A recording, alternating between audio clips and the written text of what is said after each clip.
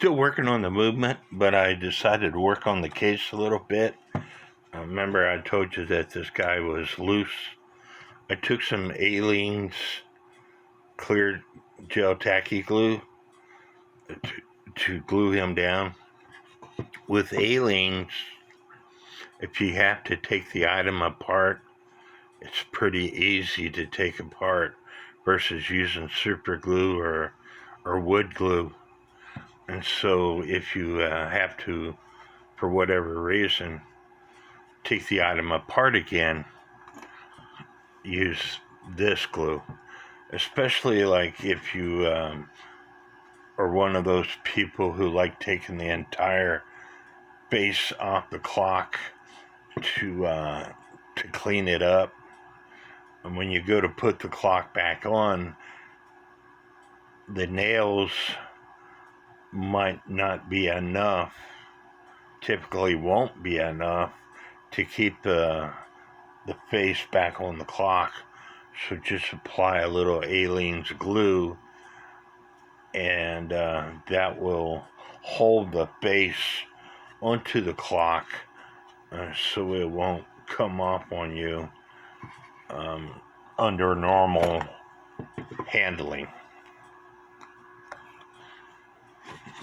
But the case itself is pretty clean as it is, and let me get some more light onto the situation.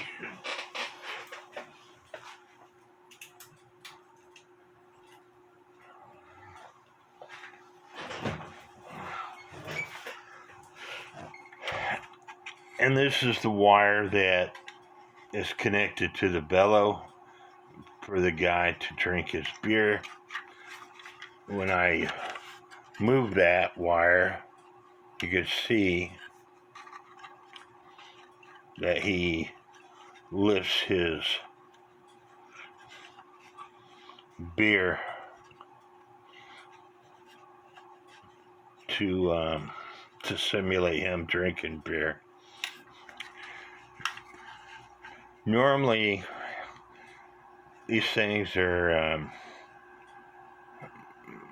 in other clocks, the people are up against the case, but in this case, going by where the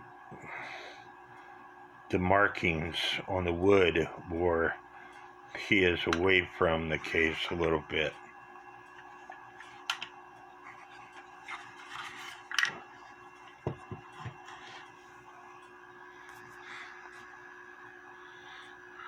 The E-clip that fits on this shaft went into no man's land, and I searched again, and I searched everywhere for it. I couldn't find it. I do have some that I bought through Time Savers that are the compression type and regular type. With the new compression type that take that special tool, the homemade tool that I made will not work because they're brand new and they're extremely stiff. So you would have to have the actual tool to make them work. So I put a different clip on, but I had to modify this because the different clip, the slot was not wide enough, and I had to close the E-clip, so now it will fit, it will stay in that slot, so now I can put it back in. The other E-clip kept coming out of the slot, even though it was the original E-clip. That slot was not wide enough for it.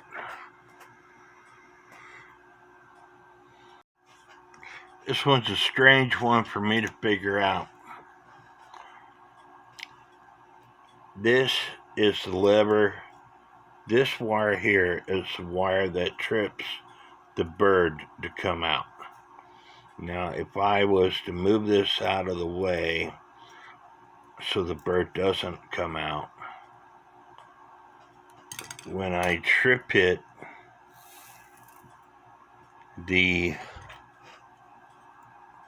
this shaft here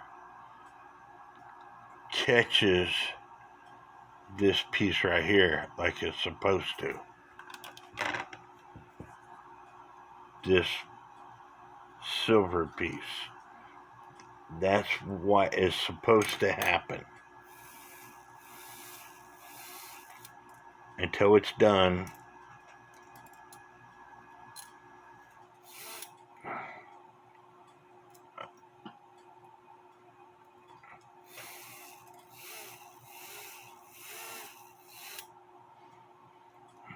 and then that hammer hits it, so that no longer catches that post, and this wire, the trip wire, comes back out. However, when I add the cuckoo lever to it, watch what happens. Well, that time it worked just fine. It's making a liar out of me.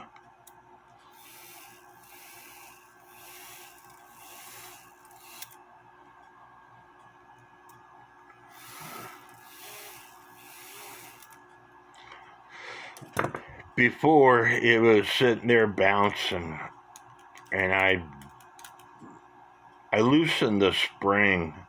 I think the spring was too tight, and that was causing it to bounce. And right before I shot this video, I loosened the spring. We'll try it one more time.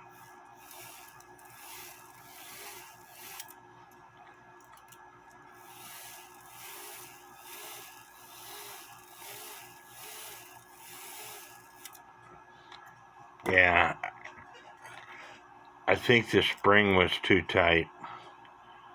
So I loosened the spring. So if your clock is, the cuckoo is in there bouncing in and out, it very well could be that you tighten the spring up too much and you need to loosen the spring.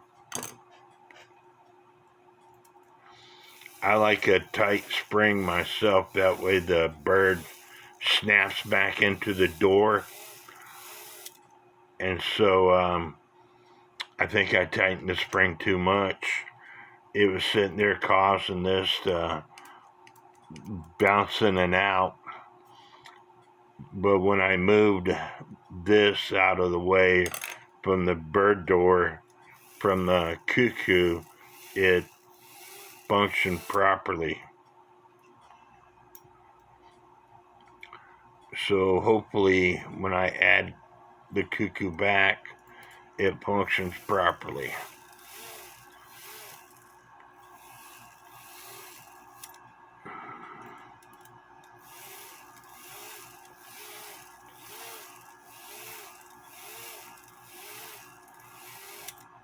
Again, if your bird is coming in and out, what controls it is this lever here versus the cuckoo door, the cuckoo trip lever. It has to be just right. But if your spring is too tight, see, now the spring is loose,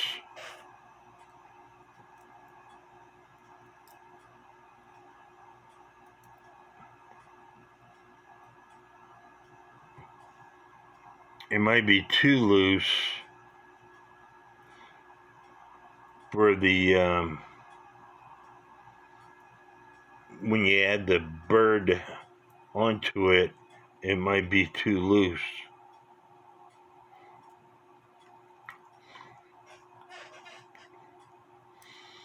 Anyway, if it's too tight, the bird very well could bounce in and out of the door.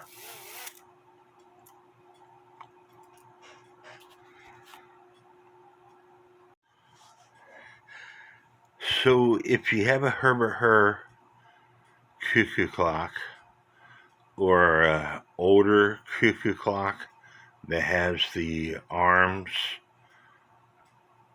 that trip the bird lever, they have the arms on the side, and if your clock is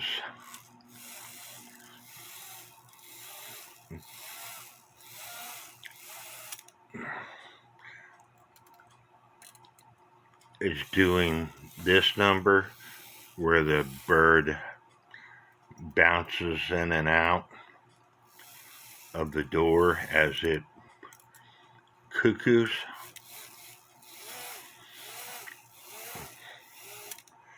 in this case the wire is loose. You see how easy I could move this wire? It shouldn't be that easy. So depending on, you see that? Depending on where you have it set is depending on whether the bird is gonna bounce in and out of the door. So I need to fix this, and the best way to fix it is to take this lever out, take the wire out, re-drill a hole, and put a different wire in. So that's what I'm going to do. As a side note, if you got too many tools out, you might grab the wrong item. I want to use this wire, which is 1.1 millimeter. I wanted to use this drill, which is 1.1 millimeters. This drill bit, but I had this drill bit laying out beside this drill bit, and I grabbed the wrong drill bit. Now this is 1.4 millimeters, and I drilled the hole. This wire that's 1.1 millimeters is what I was wanting to use. It's now too big for the hole, so I have to come up with a different wire. And now with the wire replaced,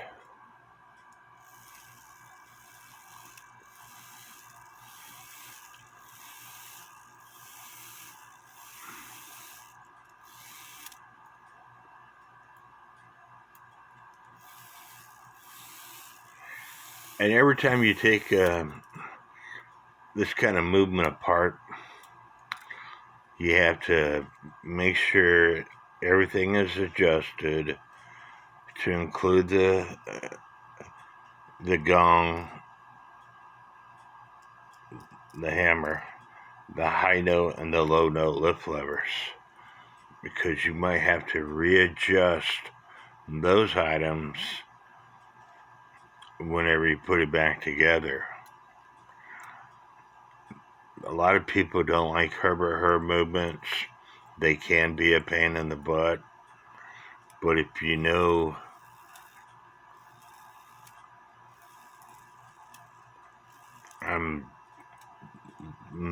I'm not putting enough weight on this, and that's why it's doing that.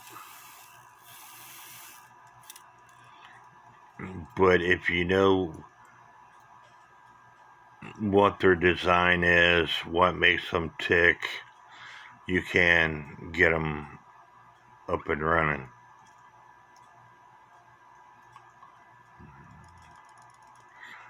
There is some bushing wear on the escapement wheel, but this is a one-day movement and that shouldn't bother it. You just have to adjust the virgin crutch assembly to get it to tick. I think it's now time to put all the rest of the parts back on and put the chains on and get this thing back in the case. Now you have to put the nighttime shut-off lever on before you can put the rack on, because you won't be able to screw it down. But down shuts the cuckoo off. Up allows it to cuckoo. Again, with it down, it prevents it from cuckooing because it lifts the lift lock lever and the rack stop lever. With it up, it allows the lift lock lever and the rack stop lever to move. With the rack on, with the shut-off lever up in the air, it allows it to cuckoo. It's not finished cuckooing. If I put it down, it can no longer cuckoo. The rack stop lever and the lift lock lever can't move anymore. So it has to be up in the air in order for it to cuckoo.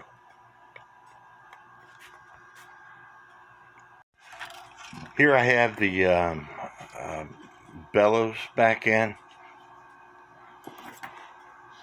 As you can see, the bellow on the left, which is this wire right here, connects to the low note lift bellow, and then it connects to the guy that's drinking the beer. The bellow on the right connects to the wire that is for the chimney sweep. I still got to put, they use staples. I'm going to put a screw in this bellow. But as you can see,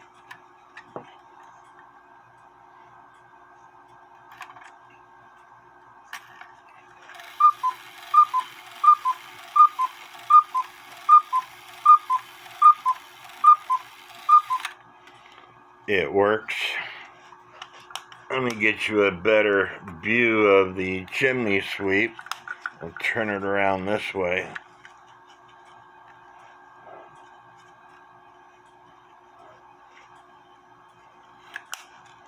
Now I'm going to have to put a dab of glue on his arm because it's loose. But you should be able to see the chimney sweep from there.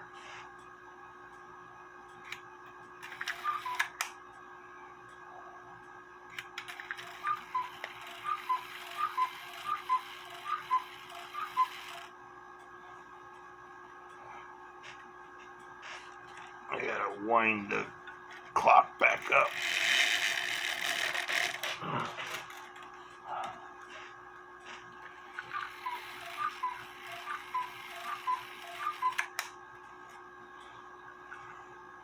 But time to put the dial on, put some weights on the hands,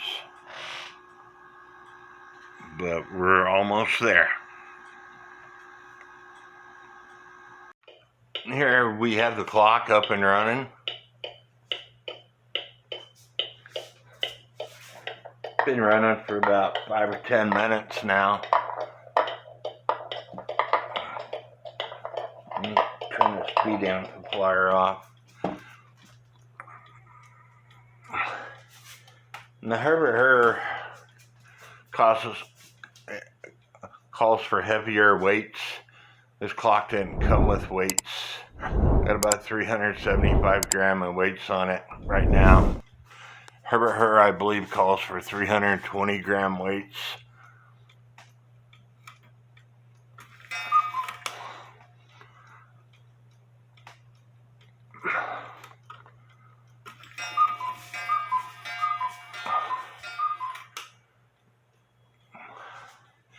I still have to, I'm going to use some Aleene's tacky glue and glue the arm onto the shaft. That way, when he drinks his beer, his arm comes up further, because right now it's loose. But anyway, I hope y'all enjoyed this video. I'm sorry it was long. There's a lot of issues with this clock. And when you buy clocks off of websites such as Goodwill, you never know what you're going to get. Most of the clocks on Goodwill do not work. You got to fix them. There's only been a couple of clocks that I bought off Goodwill that I didn't have to fix. But I hope y'all enjoyed this video. Don't forget to hit the subscribe button, because it's free to do so. And may God bless each and every one of you.